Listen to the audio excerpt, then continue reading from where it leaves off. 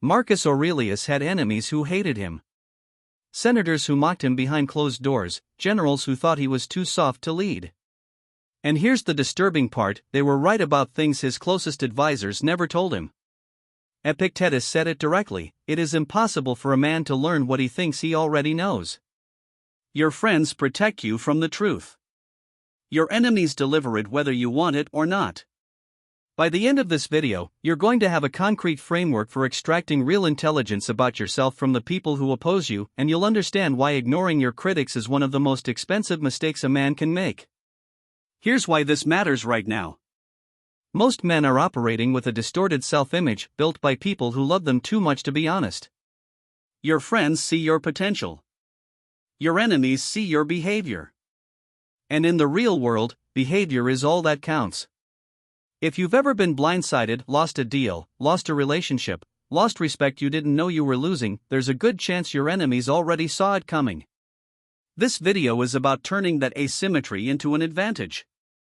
Your friends are invested in a version of you that may no longer exist. Think about Abraham Lincoln.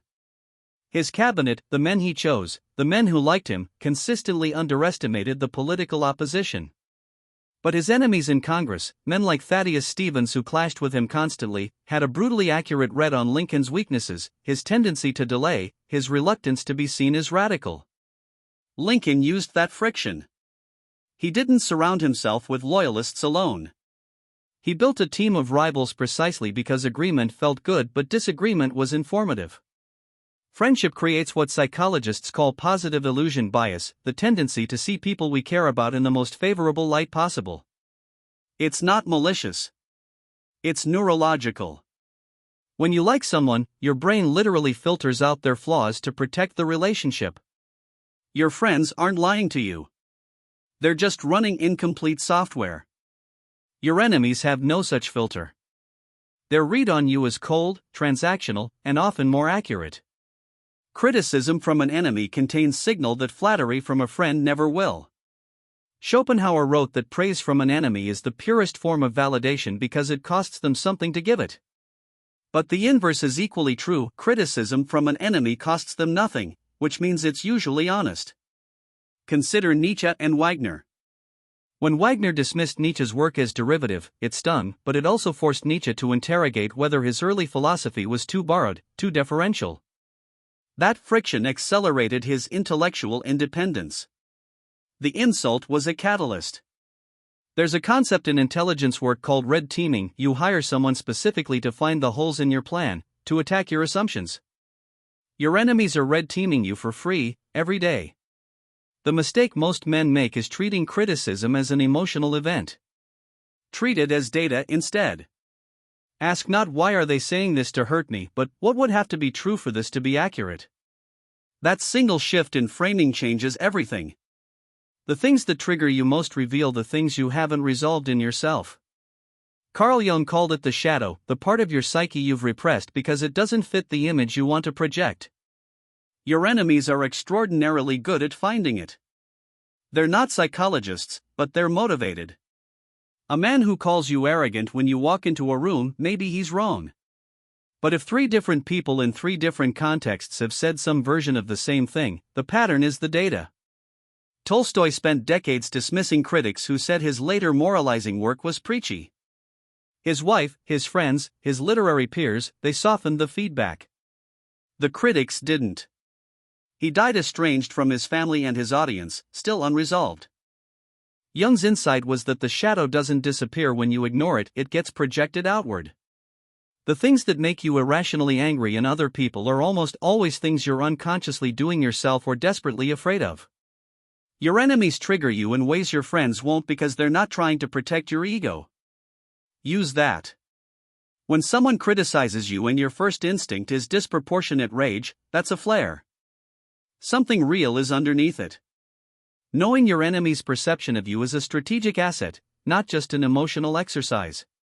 Machiavelli wrote in The Prince that a ruler who only listens to those who want to please him will eventually be surprised by reality. He wasn't being cynical, he was being precise. Napoleon's greatest strategic failures came when he surrounded himself with men who confirmed his genius instead of challenging his logistics. His enemies, Wellington, Kutuzov, had a more accurate read on his overextension than any of his marshals. Wellington famously studied Napoleon's patterns obsessively. Napoleon never studied Wellington seriously. We know how that ended. In modern terms, this is called competitive intelligence. Every successful negotiator, every great lawyer, every elite athlete spends as much time understanding how their opponent sees them as how they see themselves. If your business competitor thinks you're slow to respond, that's a liability in a pitch. If a woman you're pursuing sees you as unavailable and guarded, her perception is the reality you're operating in, not your self-image as a warm, open person.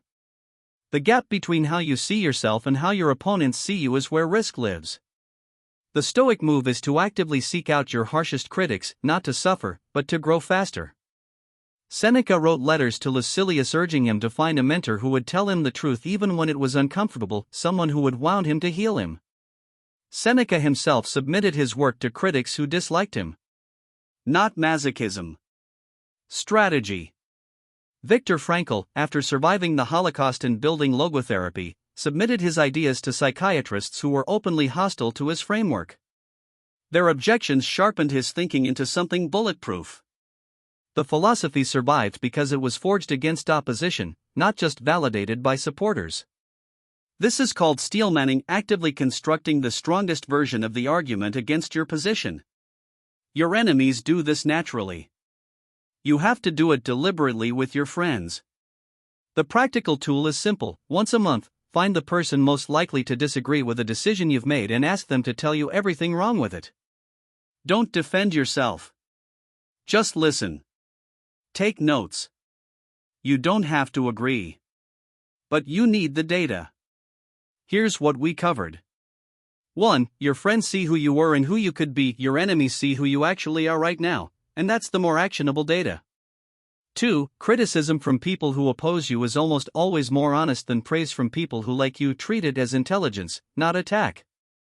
3. The Stoic path isn't to avoid your critics, it's to deliberately seek the hardest feedback available, because the men who build real strength build it under opposition, not in comfort. Your enemies are an asset you're probably leaving on the table. If this hit differently than the usual self-help content, that's intentional. This channel is built for men who want real frameworks, not feel-good motivation. Subscribe and hit the bell. We drop one of these every Tuesday and Friday. No filler, no fluff. Just ideas that hold up under pressure, the same way you should.